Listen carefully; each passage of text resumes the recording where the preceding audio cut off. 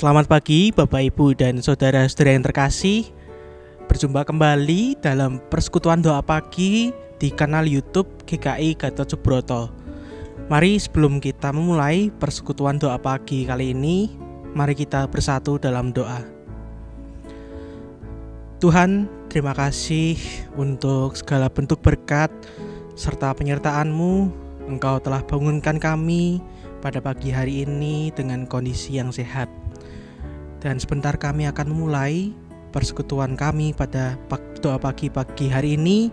Kiranya hikmat-Mu turun atas kami ketika kami membaca, merenungkan firman-Mu, sehingga firman-Mu ini dapat kami pelihara dalam kehidupan kami sehari-hari.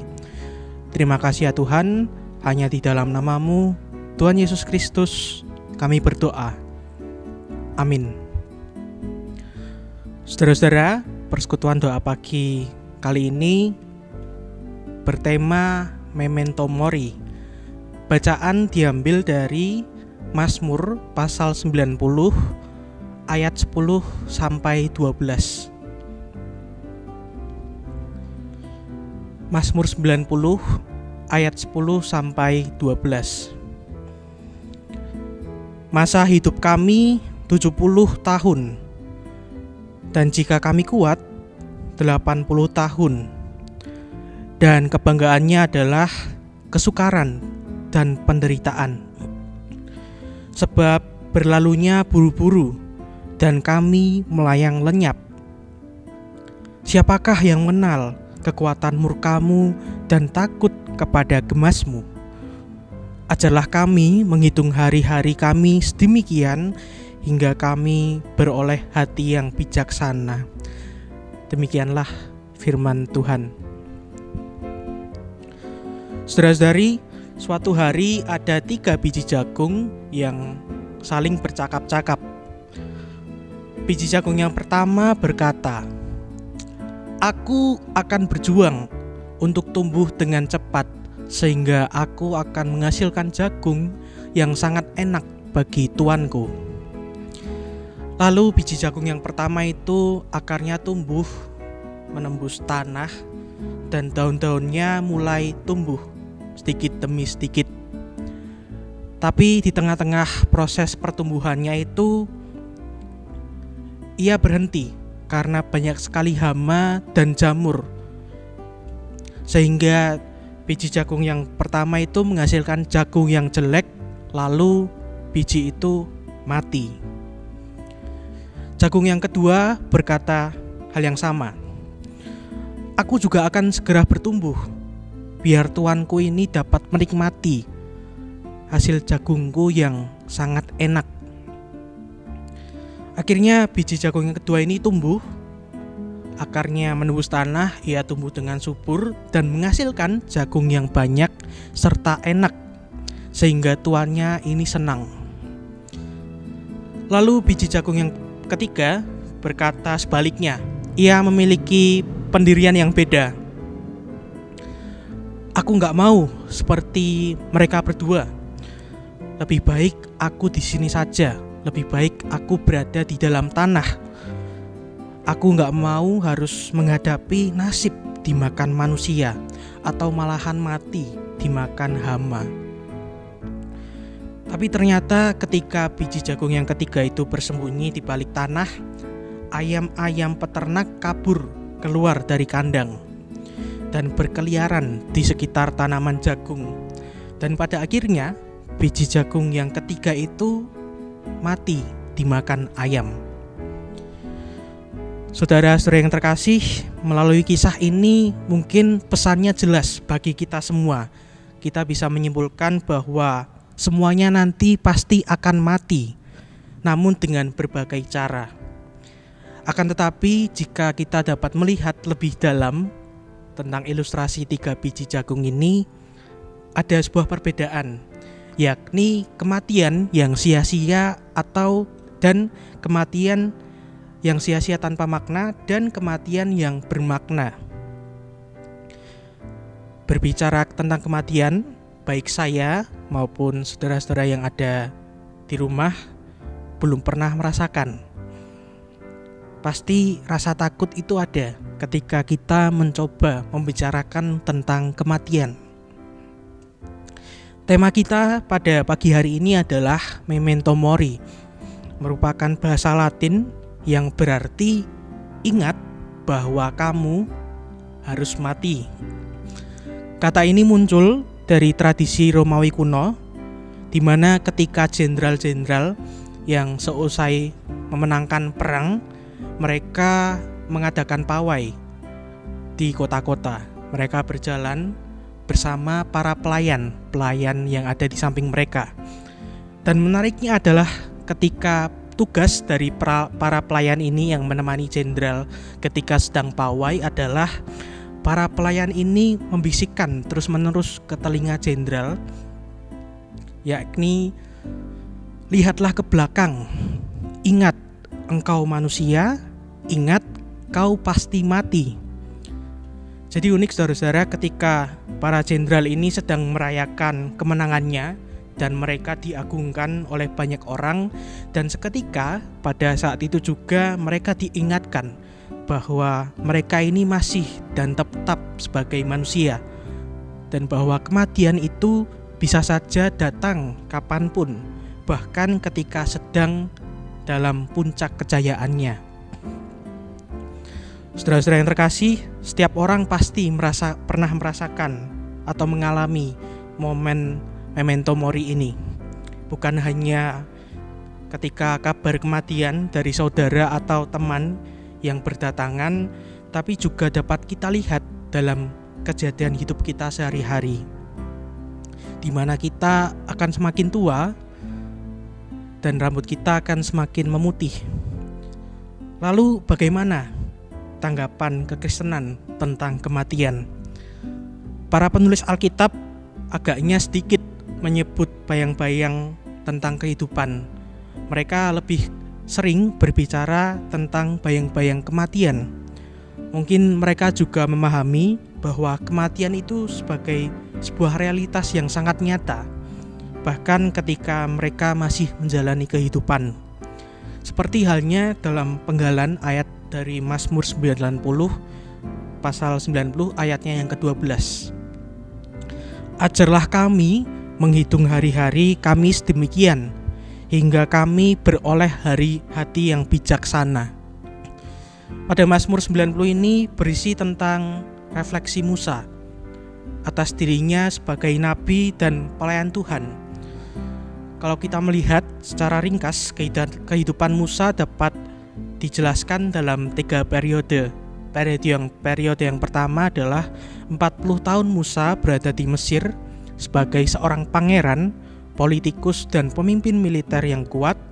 Periode yang kedua adalah 40 tahun Musa berada di padang gurun belantara sebagai pelarian dan penggembala yang hidup dalam persembunyiannya. Dan periode yang ketiga adalah selama 40 tahun Musa sebagai nabi dan pelayan Tuhan yang memimpin bangsa Israel keluar dari Mesir dan dalam pengembaraannya menuju tanah perjanjian. Di akhir hidupnya, Musa menuliskan sebuah renungan yang tertuang dalam Mazmur 90, bacaan kita pada pagi hari ini. Renungan ini sebagai kilas balik perjalanan hidupnya. Dalam Mazmur 90 ini, Musa mengakui bahwa Tuhan adalah sebagai tempat perlindungan dan perteduhan yang pasti. Ia juga menyadari tentang keterbatasannya sebagai manusia. Hal ini dapat kita lihat dalam ayat 10. Masa hidup kami 70 tahun, dan jika kami kuat 80 tahun, dan kebanggaannya adalah kesukaran dan penderitaan. Sebab berlalunya buru-buru dan kami melayang lenyap. Musa dalam doanya pada bagian ini menyadarkan kita bahwa kita begitu fana dan rapuh. Kefanaan manusia itu bagaikan rumput yang di waktu pagi berkembang dan tumbuh, namun di waktu petang lisut dan layu.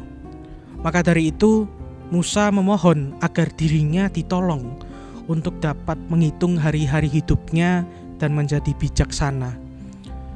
Melalui perikop ini kita melihat bahwa Musa tahu kalau ia pada akhirnya juga akan mati. Namun Musa tidak hanya berhenti di situ saja. Ia memohon kepada Tuhan untuk beroleh hati yang bijaksana, sehingga hidup yang dijalaninya ini menjadi bermakna. Lalu bagaimana dengan kita, saudara-saudara? Apa yang bisa kita lakukan agar hidup kita bisa menjadi bermakna, tidak menjadi sia-sia? Ada dua hal yang dapat kita lakukan dalam menjalani kehidupan ini. Hal yang pertama adalah meratas diri. Meratas diri berarti tentang pembaharuan atas diri kita sendiri. Ketika kita menjalani kehidupan, mungkin seringkali kita sibuk untuk mengubah orang lain dan dunia yang ada di sekitar kita supaya sesuai dengan keinginan kita masing-masing. Tapi kerap kali keinginan kita itu gagal. Lalu kita merasa kecewa dan bersedih, atau bahkan kita bisa saja marah. Meskipun diusahakan sedemikian rupa, dunia yang ada di luar kita, termasuk orang-orang di sekitar kita, tidak akan pernah sejalan dengan keinginan kita. Maka dari itu, hal yang perlu dilakukan adalah bermawas diri, yang berarti kita mengawasi diri kita sendiri, melakukan refleksi atas diri kita sendiri. Ketika kita sudah melaksanakan mawas diri atau refleksi atas diri kita sendiri, wujudnya adalah ketenangan batin. Ketenangan batin ini menggambarkan bagaimana kita mampu untuk melihat segala sesuatu dalam kejernihan. Kejernihan di dalam melihat segala permasalahan ini dapat melahirkan sikap-sikap yang tepat, di mana kita tidak lagi bereaksi secara negatif terhadap berbagai permasalahan hidup. Cara yang kedua adalah merengkuh sesama atau berbagi kehidupan. Ketika kita sudah selesai dengan diri kita sendiri, maka yang kedua adalah kita beralih kepada sesama kita. Berbicara mengenai relasi yang ada dalam kehidupan kita, tentu tidak hanya relasi kita kepada Tuhan saja, namun relasi kita kepada sesama. Sesama tidak hanya berarti sesama kita manusia, namun juga segala sesuatu yang ada di alam semesta. Dalam kaidah dasar hidup masyarakat Jawa ada dua prinsip. Prinsip yang pertama adalah prinsip hidup rukun, dan prinsip yang kedua adalah prinsip hidup hormat. Masyarakat Jawa dalam perilaku hidupnya selalu mengandaikan keadaan yang harmonis. Hal ini tertuang dalam filosofi masyarakat Jawa, yakni Hamemayu Hayuning Bawono. Saudara-saudara, melalui prinsip hidup masyarakat Jawa ini juga dapat kita terapkan dalam kehidupan sehari-hari, di mana kita dapat membuat suatu keadaan yang harmonis dengan sesama kita. Itulah kedua hal yang dapat kita lakukan dalam memaknai perjalanan hidup ini. Setiap kita pasti mengalami kematian. Tak ada cara untuk mengatasi kematian kecuali kita berdamai dengan kenyataan bahwa memang kematian itu ada. Kesadaran akan adanya kematian ini kiranya membuat kita sebagai manusia menghargai dan bersyukur atas setiap yang terjadi dalam kehidupan kita. Ungkapan syukur juga dapat kita wujudkan dengan usaha untuk membuat hidup yang masih dijalani ini menjadi bermakna dan berarti serta berdampak bagi orang lain. Hidup yang dijalani menjadi berarti saat hidup kita tidak terfokus pada diri kita sendiri, tapi mengarah kepada sesama kita dan kepada Tuhan. Jadi yang penting adalah bukan tentang panjang atau pendeknya umur, tapi bagaimana dengan hidup ini kita bisa menjadi bermakna dan menjadi berkat bagi sesama kita. Amin. Mari kita berdoa. Tuhan, terima kasih atas segala bentuk berkat serta penyertaan-Mu bagi kami hari lepas hari. Tuhan, kiranya melalui perenungan kami tentang Memento Mori dapat menggugah kami dalam kehidupan beriman kami, bahwa dalam kehidupan ini kami dapat membuat hidup kami menjadi bermakna bagi diri kami maupun sesama kami. Tuhan, saat ini kami berdoa bagi mereka yang mungkin sedang dalam pergumulan, kiranya Engkau sertai setiap proses-proses yang ada, Engkau berikan kekuatan dan semangat untuk menghadapi pergumulan yang ada.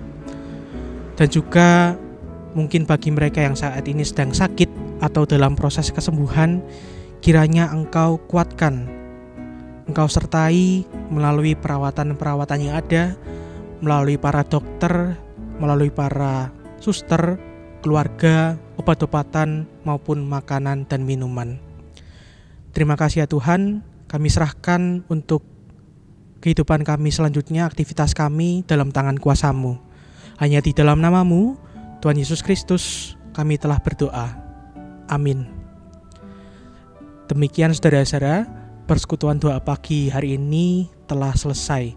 Sampai bertemu di persekutuan doa pagi berikutnya.